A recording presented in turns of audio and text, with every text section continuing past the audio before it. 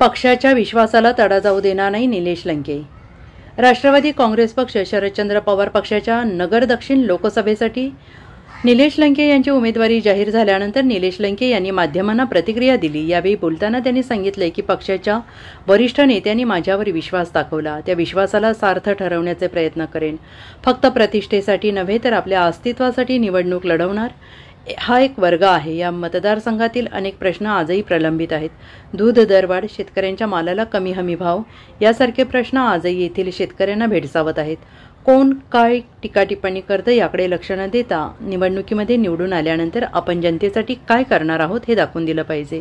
पारनेरकरांनी 2019 मध्ये मला आमदार म्हणून निवडून दिलं। निवडणुकीमध्ये देखील विकासाच्या मुद्द्यावरच आपण ही निवडणूक लढवणार असल्याचं यावेळी बोलताना लंके म्हणाले। मी प्रथमतः आदरणीय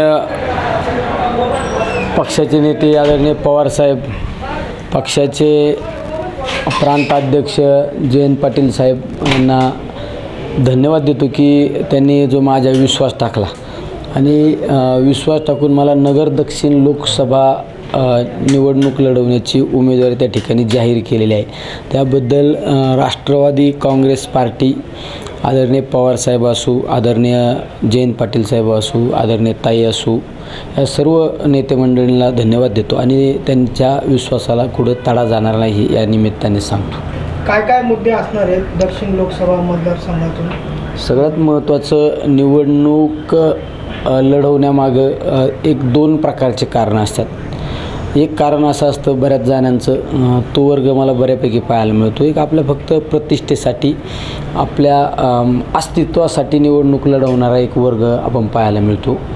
पण मी ज्या घटकातून निवडणूक लढवण्याचा लढवतो आणि ज्या वर्गासाठी निवडणूक लढवणार आहे तो म्हणजे माझा शेतकरी सुखी समाधानी कसा होईल। या मतदारसंघातील अनेक प्रश्न प्रलंबित ते प्रश्न कसे सुटतील। पाण्याचे प्रश्न या मतदारसंघामध्ये भयानक परिस्थिती, पाण्याचे असू, बेरोजगारीचा प्रश्न असू, शेतकऱ्यांच्या मालाला बाजारभाव नाही। आज तुम्ही पाहिलं असेल कांदा दरवाढीच्या बाबत म्हणजे किती भयानक परिस्थिती। म्हणजे आज शेतीमालाच्या त्या खतं बियाण्याचा विचार केला तर आज मुद्दल भावात सुद्धा राहत नाही, शेतकऱ्यांचा तोटा होतो।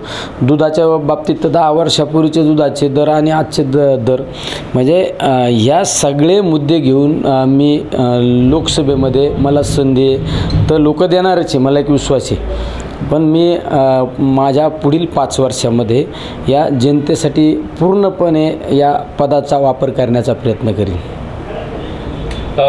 काल आज खासदार सुनील विखे म्हटलेलं आहे की कोण काय म्हणलं यापेक्षा त्या गोष्टीला महत्त्व न देता आपले निवडणुकीमध्ये मुद्दे काय असणार आहे, मुद्दे म्हणण्यापेक्षा आपण निवडून आल्यानंतर काय करणार हे लोकांना दाखवलं पाहिजे, हे सांगितलं पाहिजे।